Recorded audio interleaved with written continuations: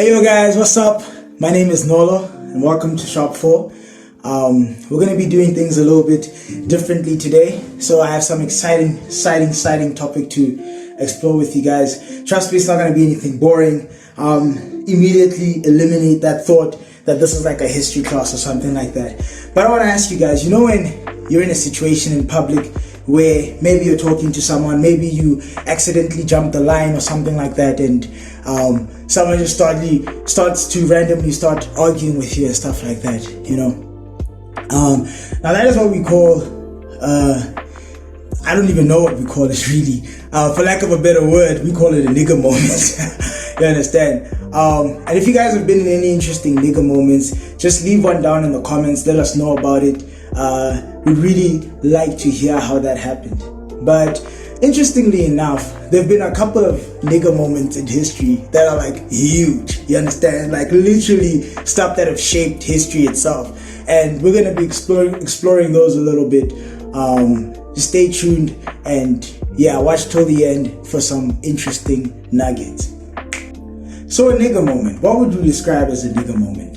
I think everyone has watched Boondocks and everyone remembers that scene, you know, where these two guys literally just bump into each other and there's a nigger moment right there and then, right? But if we could analyze that and really look at it, you'd find that a lot of what goes on, even in the whole episode, where there's that dude like with stink mean and stuff like that, and like he's beating on people with a stick and all of that stuff, is stuff that really could have been avoided if someone just had a conversation and people just had a discussion about it, you know.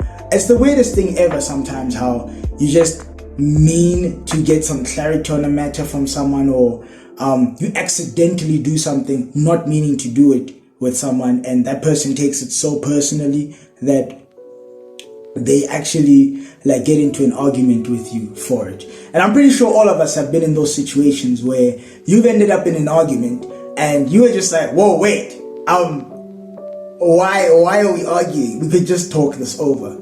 And I have one really interesting story to tell about something quite similar that happened. This has to be the biggest in all of history, right?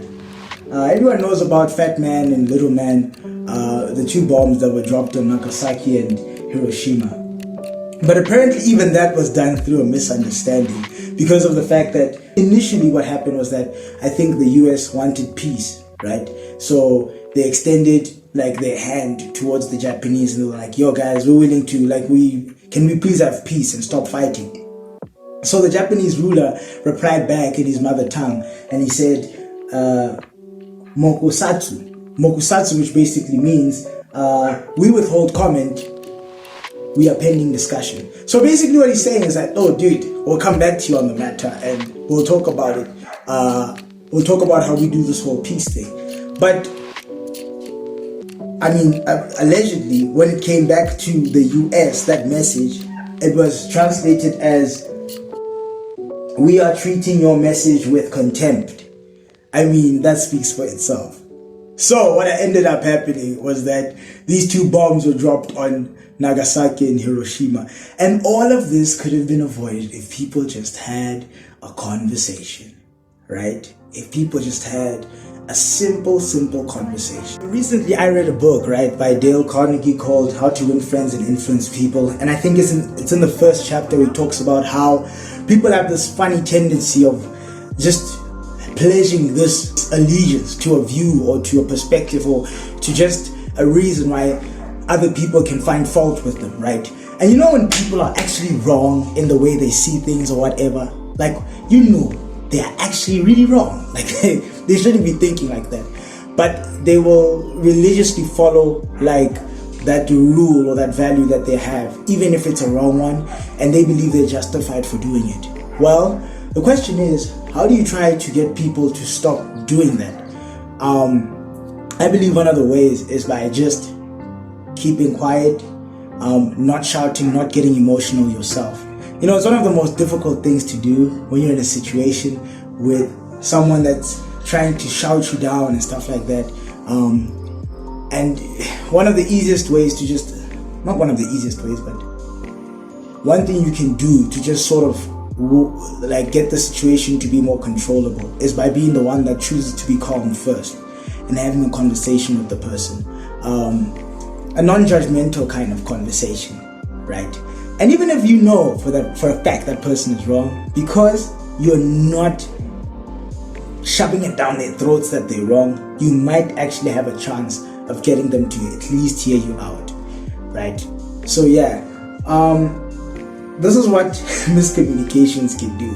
You look at our history and with this bomb and everything, like just everything in general that happens, and how people change after they've heard reasons why other people are the way they are, how people are more understanding once you've heard why. For example, I can be more understanding towards someone that stands in front of me in a line if that person tells me and explains to me that, oh, it's because I didn't know that there was a line. I mean, bruh, just be the person that's calm.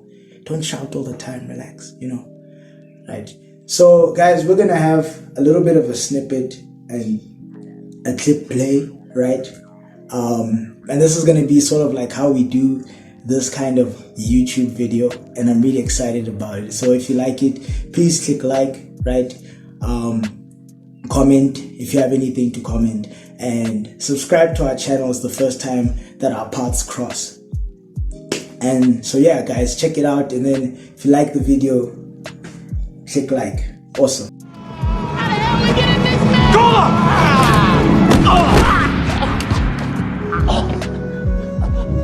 Lee, Jen!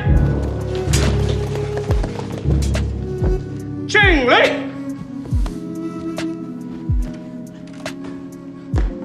May I help you?